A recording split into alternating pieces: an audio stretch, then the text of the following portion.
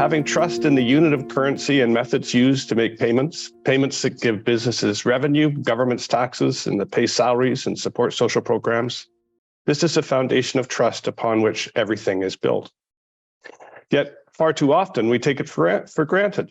It's often just viewed as boring economic plumbing.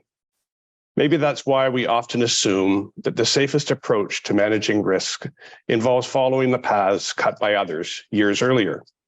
This strategy seems to have worked for Canada, with any resulting inefficiencies or limitations in global competitiveness being cushioned thanks to our abundance of natural resources. I fear, however, that the digital era won't be so forgiving. I fear that we can no longer take our prosperity for granted. We need to embrace the digital era in a meaningful way. And I imagine a government that is focused on maximizing opportunity rather than just minimizing risk. How might this cause Canada's competition laws, privacy laws, payments modernization, banking, and digitalization of government services to differ from how they are today? What if Canada had a horizontal approach to policy development and implementation that cut across our countless silos and actually equipped us for the economy of today and tomorrow? As we accelerate into the digital era, we will have to prepare for a multitude of new risks and new opportunities. This is good news because we're starting to make some progress on payments and open banking. Why is this important? Well, in terms of payments, in 2021, Canadians made roughly 20 billion individual transactions totaling nearly 10 trillion in value. However, our interchange fees are about sixfold those of Europe. When you're dealing in trillions, a day here and a day there and a fraction of percent here or a fraction of percent there ultimately adds up to a whole lot of financial friction and cost across the economy, and a considerable amount of profit for a few.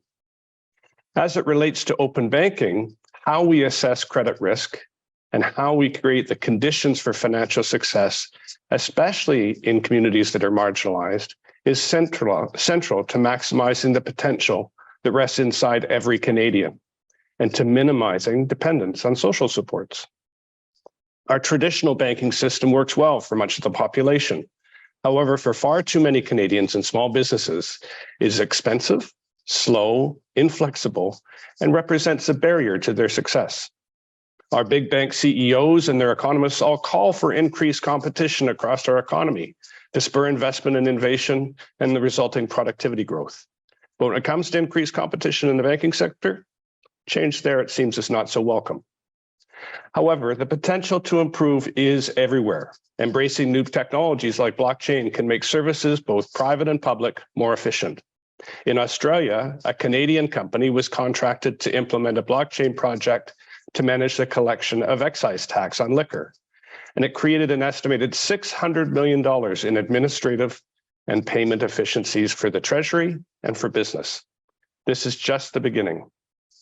However, I worry that until there's a crisis, we Canadians are often far too complacent, as are our legislators. How do we start to change things so that rather than just prioritizing risk prevention, we prioritize opportunity creation? How do we get Ottawa to work across silos or horizontally on these issues of future importance? In the UK in 2020, the Digital Regulation Forum, the Cooperation Forum, was established to ensure greater cooperation across government on digital matters.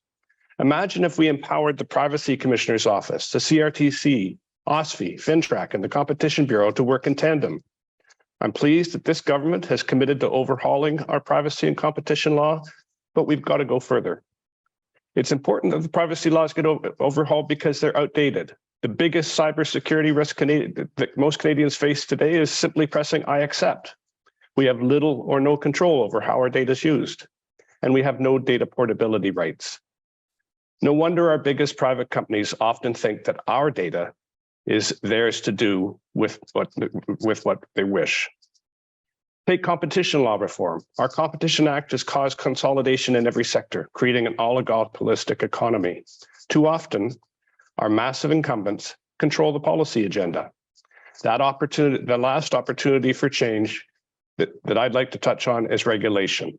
Regulations that promise to protect Canadians These can also provide oligopolies with an impermeable moat of protection from the disruptive competition that can deliver greater benefits to customers. Canada leads the OECD in regulatory burden, particularly in the form of command and control regulations. These define the required process, not just the intended outcome. Consequently, the opportunity for Made in Canada competitors to create globally scalable efficiencies is limited.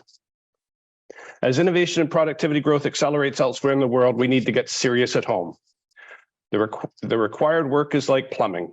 It's economic plumbing. It's boring. It doesn't result in an announceable for politicians. And no one seems to care about plumbing. That is until the toilets start backing up. Then we panic. What you are speaking about here today is economic plumbing. It is hugely important. It is foundational. It is central to the prosperity of our grandchildren. Please help us all make an even more compelling case for its prioritization. I will be listening intently and thank you sincerely for the opportunity to be here and for your collective efforts on our collective behalf. Thank you.